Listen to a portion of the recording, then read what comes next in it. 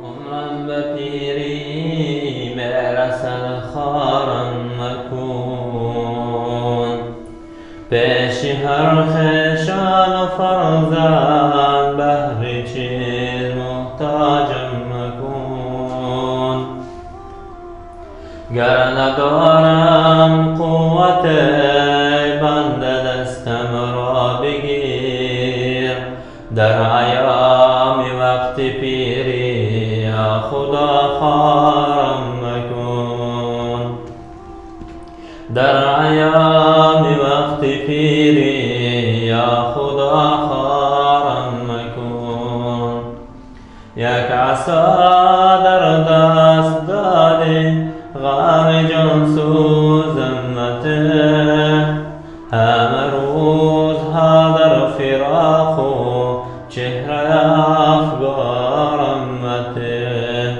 همه روزها در فراق و چهره افگارم مته.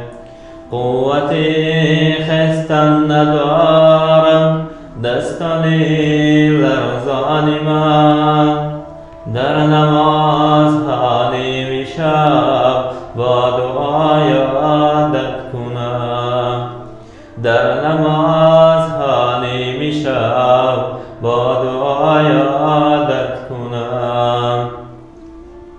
بعد جان از تن برآمد چهرم شد سرخ روی، یا خدا در وقت موت آن جمله سالم بکن. وقت روح از تن برآمد دست و پایم شد خنک، دست و پایهایم ببندند و کفن تارم کند. بعد بردن در گورستان مرا از قید غم، چهرم سوی حق و خاک بالایم کند. چهرم سوی حق و خاک بالایم کند. بعد مرگم گاه گاه با دعا یادم کند. بر سر خاکم رود و فاتحه شادم کند. بعد مرگم گاه گاه با دعا یادم کند. بر سر خاکم رود و فاتحه شادم کند.